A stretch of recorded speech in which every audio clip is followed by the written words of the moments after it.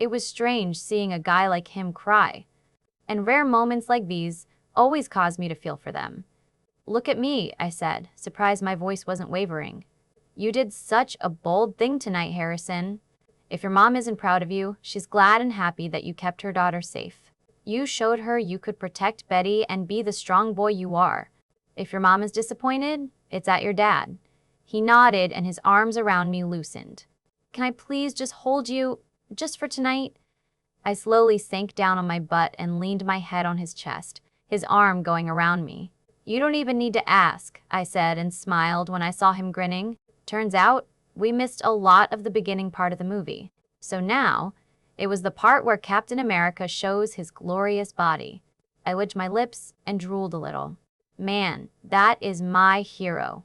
Although, I would love to see a stud in his ear. "Oh gosh, he is so hot," I said involuntarily, forgetting Harrison was behind me. I felt his chest move up and down as he chuckled.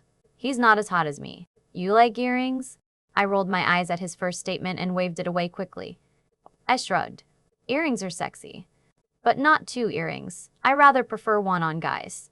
Lip rings kind of scare me and other piercings in general. I like to stay pure and keep it in the ear. And no hating to those who have piercings in other places. This is just Jesse's character. I have one earring on my nose just for proof. Wink. His hand stroked my hair slowly, and as much as I hate to admit it, I loved it. "Chris Evans is so much hotter than you, Dot," I mumbled and smirked. Harrison's hand froze. I knew he would hear me. He feigned a gasp and said, "What did you say?" "Chris Evans is hotter than you, Dot," I said, and crossed my arms. Since his arm was still around me, he started tickling my belly. I laughed so hard, I ended up snorting again. He chuckled too, knowing he got me. I tumbled off the couch and started running away from him. "Hey!" he yelled. However, being the fast werewolf he was, he grabbed me and pinned me to the wall, tickling my sides again. Okay. Giggle. "I'm sorry," I said breathlessly. "That's more like it," Harrison said with a triumphant smirk. He placed his arms on either side of me. Then, it instantly dropped because he noticed how close he was to me. I felt the heat from his body radiating on my skin, and if I would bathe in it forever. The light from the television flickered on his handsome face. His woodsy smell didn't fail to make me a little bit woozy. Most importantly, his eyes held so much intensity that it made me feel wanted and adored. Was it me? Or was this moment just repeating itself again? He dragged his eyes from my own to my lips, his pupils growing bigger and turning black to crystal blue again every second that seemed to pass. I saw his Adam's apple move and down as he gulped. I couldn't help myself as I looked at his full lips too, trying to memorize every crack on it. The way the light scar line was slightly slanted to the right, I slowly brought my hand to his lips, tracing the scar on his bottom lip. Without meaning to, Harrison shuddered. I looked at his eyes, which were trained on my lips. However, he didn't move, or even try to make a move. Indecision crossed his eyes. He was obviously scared, like I was, but it was time to make a change. So I popped up on my tiptoes and pressed my lips onto his soft ones. "Harrison's POV, you stupid bitch," I heard my father's voice boom throughout the house. It was slurred and hard to make out, a sign that he was drunk once again. "You are so pathetic."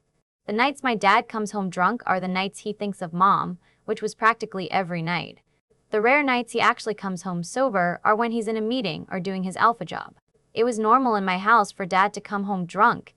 However, he never came home yelling and getting mad at anyone. He would usually just sulk off to his room and slump down in his bed. Closing the door softly, I stayed in place and listened to the yelling. My eyebrows scrunched up as I heard the soft cries of the person he was yelling at. He was probably yelling at one of the older werewolves of the pack, most likely for stepping foot in the other pack's territory without permission. "You are good for nothing," my dad continued to yell, his voice shaking the picture frames in the hall. That was the beauty of being an alpha. You listen to no one, but everyone listens to you, and you have complete power and the strongest out of everyone. "Daddy, please. Why are you yell?" Betty's voice was small, laced with confusion and hurt. My head perked up at my sister's voice. That was all it took for me to come running into the kitchen. My father's back was to me as he interrupted Betty's pleading. "Shut up, you bitch!" Then he looked up at the ceiling, as if he saw God there or something. "You think this is funny? Haunting me with a look-alike of my wife?" Betty was in the corner, trying to get as far away from my dad as possible. I was rooted in place, shocked at what was going on. Her red and puffy eyes met mine as she wiped the tears rolling on her cheek with shaky hands. My father took a long sip of scotch from the glass cup in his hand. After he finished it, he ran a hand in his graying hair, obviously frustrated. Looking at the glass and to my sister repeatedly, he finally swung his hand back and threw the cup, aiming for the wall right above Betty's head. Thanking my werewolf abilities, I ran in front of Betty and caught the glass just before it was about to hit the wall and shatter all over my sister. Taking the glass and slowly putting it down on the counter closest to me, I narrowed my eyes at my father. "Well, hello, son," my father hiccuped and boomed at me with his alpha voice. "Now go to your room and leave me alone." It should have had an effect on me, because he was alpha. I was supposed to do what I was told. However, the strange thing was, I didn't. It was as if a new surge of power coursed through my body. I crossed my arms and threw him a dirty look.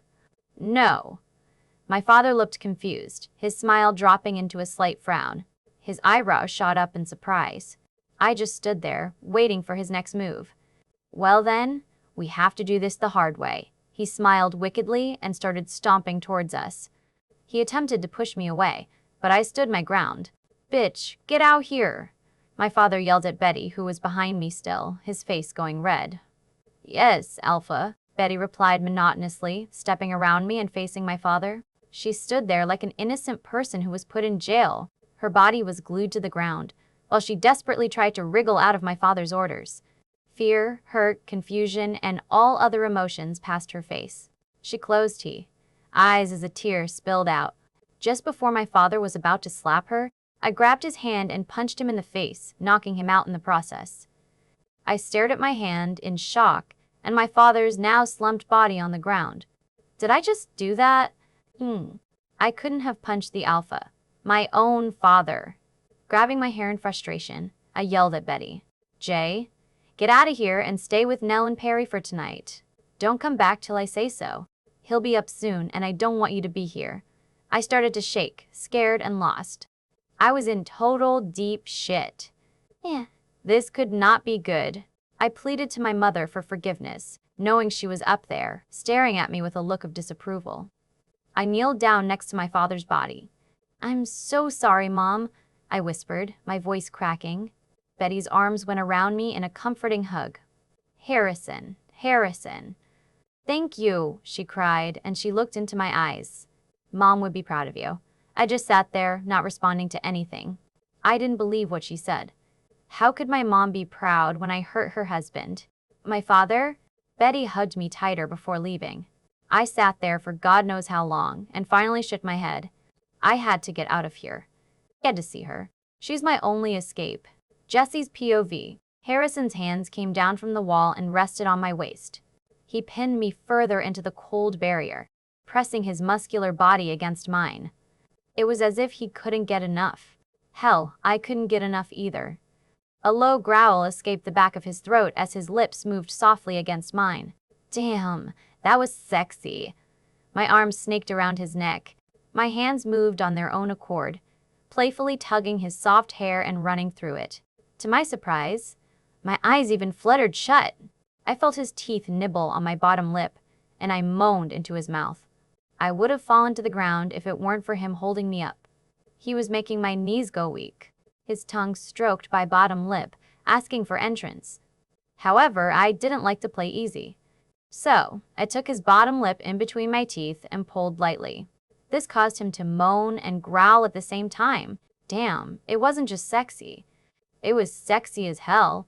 He pushed himself into me harder, and I could feel little Harrison getting excited. That caused me to turn as red as a tomato. I couldn't say I wasn't turned on as well. That would be a lie.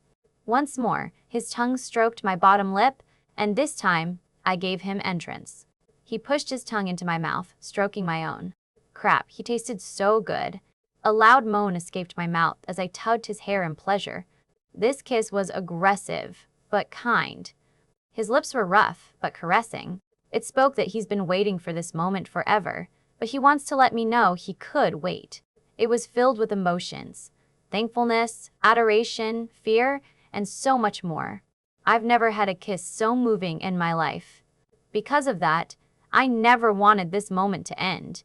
The way his tongue swept across mine caused my taste buds to explode with excitement. The way his strong arms wrapped around my waist told me he would protect me whenever. The way his thumbs stroked circles on my lower back made me know he would comfort me and be kind with me. Just him general made me dizzy. He made me high off his scent, drool off his looks, love his vulnerability, and the way he was around me always gave me something interesting to look forward to every day. He was different. Harrison pulled out of the kiss, allowing both of us to breath. I was panting so hard, and so was he. He rested his forehead against mine and looked straight into my eyes. I was again shocked by the darkening of his pupils and the way it grew bigger before going back to his normal, beautiful, crystal blue eyes again. His calloused hand came up to my face and stroked my cheek. His lips stretched into a kind smile as a dimple appeared on his cheek. I was pretty sure I was smiling like crazy too. He pressed his lips to mine once more for a few seconds and said, "You?" Then the window Harrison was throwing rocks at a few hours ago shattered, interrupting whatever Harrison was going to say. The glass shattered into a tiny million pieces as Harrison tried to shelter my whole body with his. I let out a piercing scream. "What the hell?" Harrison muttered when we finally calmed down. He let go of me and turned around. I let my eyes wander at the tiny glass pieces on my carpet that was sparkling under the moonlight. But that's not what caught my eye. Harrison carefully walked around the shards, trying not to get his feet cut in the process. He picked up the huge rock that was now on the floor, the main cause of the window breaking. All over the rock were words written in red ink. My eyes widened, recognizing the fine print. I stood rooted to the ground as Harrison looked at me for approval to go on. My mouth felt like there were a million cotton balls in it, and my throat was unexpectedly very dry. So instead, I nodded, feeling hot even when the cold air from outside was blowing across my skin. Harrison eyed me cautiously before reading the words on the rock. "I thought you wouldn't be scared even if your window breaks, love. Love, the darkness angel." Never in my life have I felt so scared. I was so scared to death that I ended up shaking from it all. My palms sweating as I felt an uncomfortable heat spread through my body. I could literally feel my head spinning as my vision became blurred, black dots obscuring my sight. My ears were ringing with shock and exhaustion. My breaths came out in pants, and I looked at Harrison one last time, who was currently observing the window, the rock, and the woods.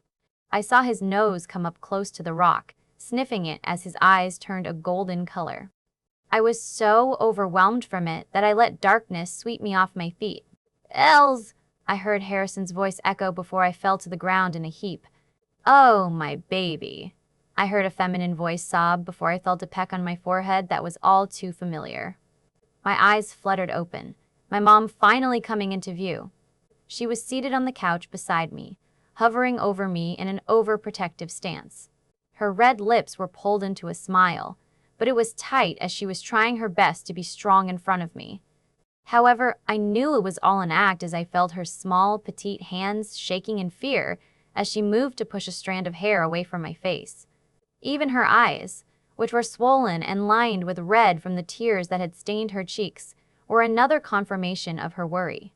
She tried desperately to fix her messed up hair because, like I said, she wanted to put the strong parent act up for me. But I was tired of her being strong for me. It's all she's ever done when she didn't even want it in the first place. Everyone knows when you're hurt, worried, or whatever seems to bring you down. All you want to do is scream it out. You want it to let it flow from you physically, even if the pain was just emotional and mental. I tried to stand up, but this amazing wave of dizziness hit me to the head, and I slightly wobbled, almost falling off the couch. I felt arms grip me and motioned for me to lie down again.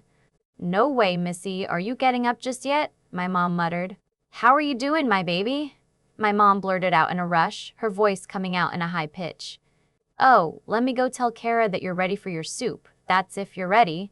"They're ready?" "I mean, we could wait." Oh, never mind, I'll go get it.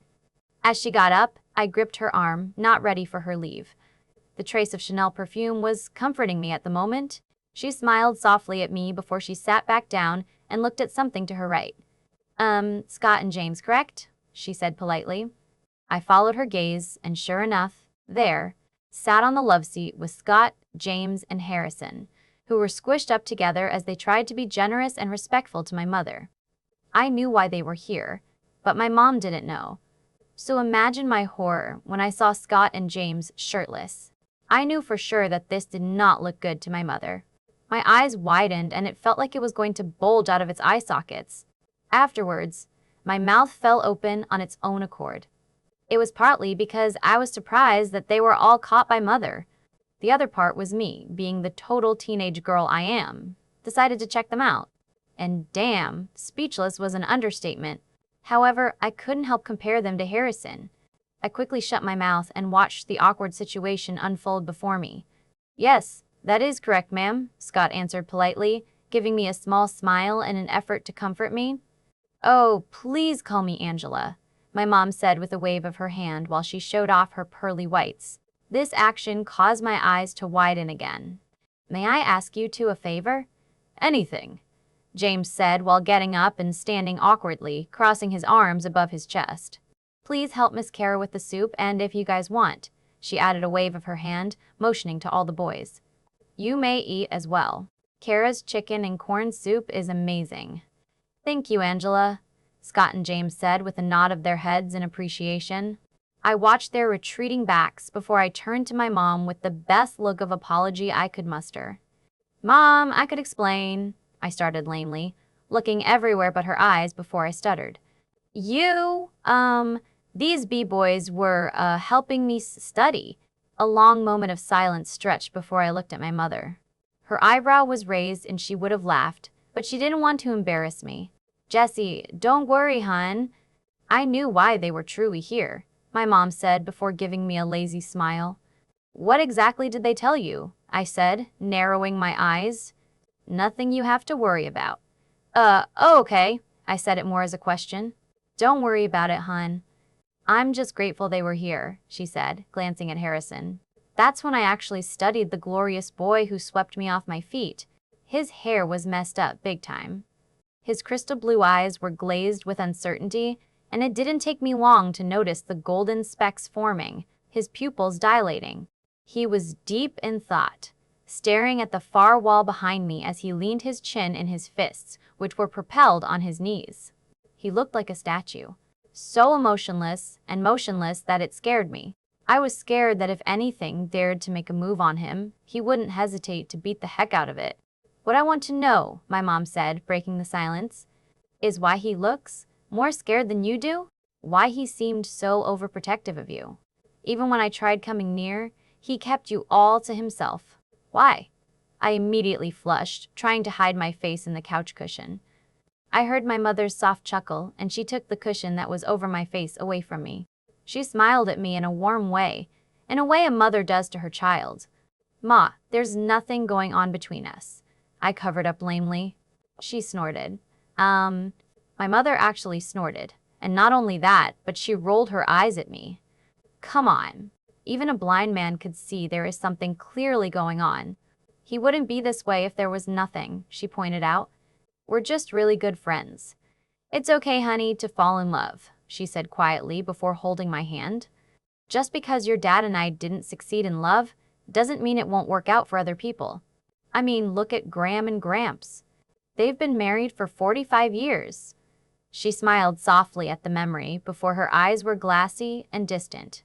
I'm sorry, Jessie. About what? I said, barely over a whisper. For letting you and Andrew down, she sighed. For letting you believe those silly things that love isn't worth it because it is. It truly is a work of art. I mean, look where your father's and my wedding led up to. My unconditional love for both my kids.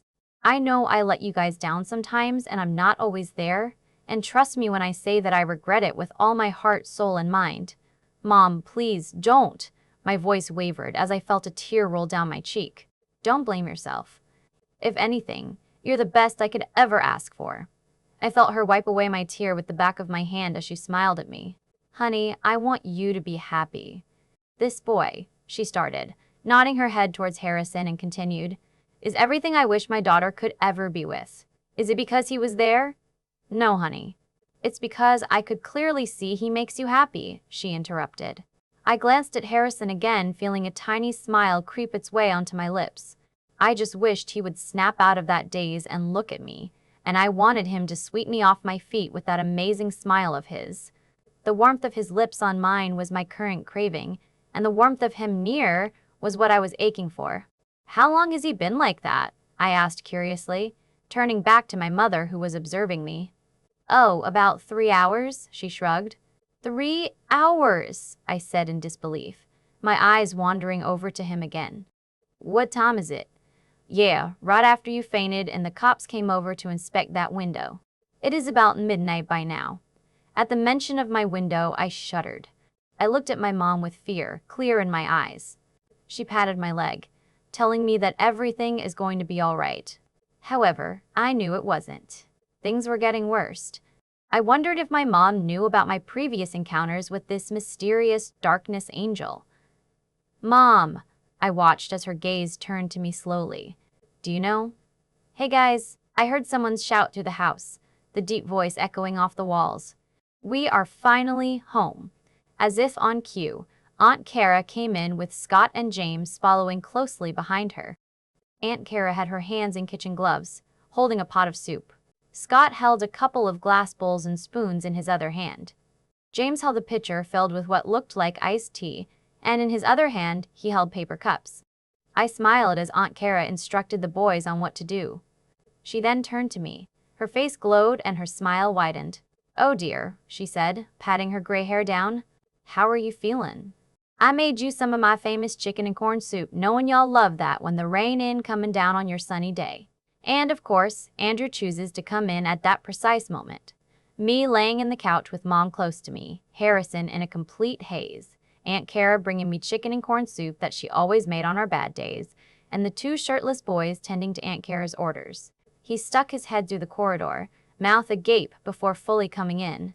His thick eyebrows scrunched together as he saw the scene in front of him. Am I missing something? Hey guys, so we need to… Okay, wow. Now I'm confused. Amanda came in, standing next to Andrew. His arm went around her shoulders as her own eyebrows scrunched up too. We'll explain later, my mom said, chuckling. So, how was your movie? Well, it was good. You know, us men enjoyed chick flicks so much, Andrew said sarcastically. Especially since the whole reason you watched the movie was because you wanted to impress your girl.